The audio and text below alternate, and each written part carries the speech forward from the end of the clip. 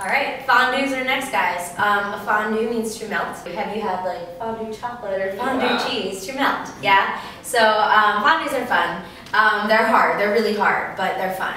So fondue, we go through coupe, we go plié, we extend both legs together, and then we lower slow and close. Again, I always say as a teacher, height doesn't matter.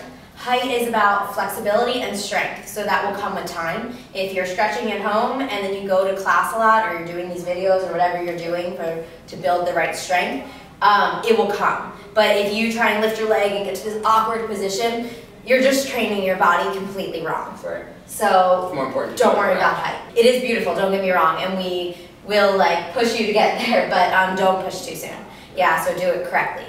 As soon you want to go through your foot, like we talked about in fondues, how you go through that demi, but you want to also peel that foot up off the floor and connect it to that supporting leg right away, so you're not kind of lingering out there, but you're really getting it up against that supporting leg as well. And then if you're going to go from your fondue back to your fifth, you want to go through that demi as well again. When you fondue, yes, you want to make sure you're straightening together and bending together. You want to make sure that you're finishing off that line each time, so you're not kind of going and then never really kind of getting there. Yeah. You get there and you stretch and you lengthen, and then this knee is what pulls back into that position.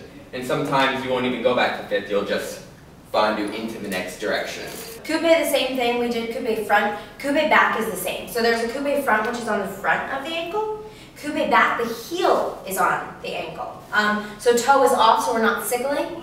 And the front, the heel is off, the toe is on. So 2 coupes for these, yeah? And when you're going to the side, it depends where you're coming from. Like if I do fondue to the front, and then I'm going to do fondue to the side, my fondue would go to the front, not to the back. But if I was coming from the back, it would come from the back. So it doesn't, unless the combo gives a kind of beat thing, it doesn't change really. And then always you want to think about pulling away. Yeah, you want to think about the resistance between the legs. So the fondue, from the attitude, this is an attitude by the way, from the attitude, both legs are pulling against each other to go ahead and extend. So it's not just popping up. There's no pop. It's really a pull, a pull, a pull, a pull to lower slow. So we're always reaching different directions. You don't want to lift your hips, especially in fondues, and then when you lift your leg as well, it's like bringing your arm out, rolling the shoulder back down instead of having it up in your ear. Same thing with your hips. So as I bring the leg out, the hip doesn't lift, it doesn't sink, but you're lifted up. It's lifted and it's right in the socket, so it doesn't hurt the hip joint. It shouldn't hurt the hip joint. I'm using my inner thigh, not my quad muscle, and I'm not gripping from my hips.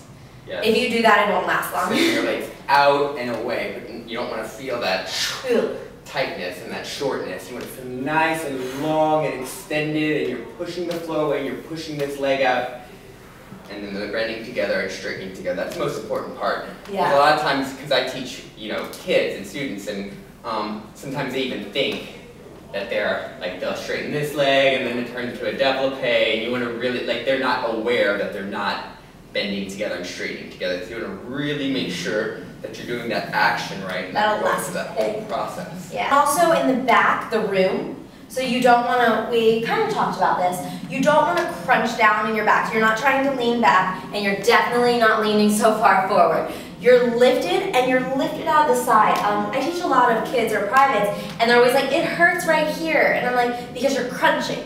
This isn't a crunch, it's a lift. So you're really lifting up out of that side. Yes.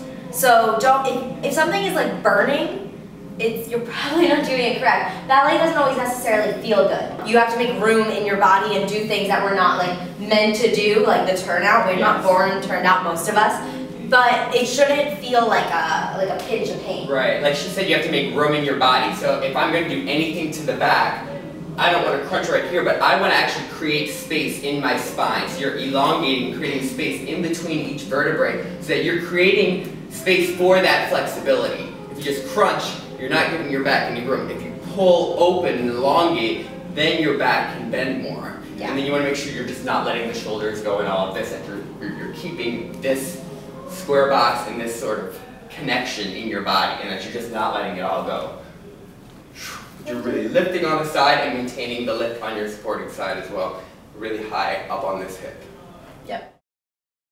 Okay guys, we're gonna do fondus now. So we just did frappe, we did our orange jambs, we did all of that. I recommend we will do a bar stretch in here. I recommend doing the bar stretch before fondus to warm up your hips, but it's up to you. But this is my French room, so she's going to be showing us fondus. Fondue means to melt. So if you've ever had fondue cheese or fondue chocolate at restaurants, to melt, it's melt.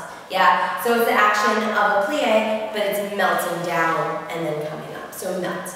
Okay, so you ready? So we're going to do it really, really slow. I'm just going to help True show you guys. Fondu, 1, 2, heel goes forward, attitude, 3, 4, keep both legs bent. As we extend both legs straighten, resistance against each other, 5, and 6, nice, lower, slow, 7, and 8, good. See how she went through a tendu to close.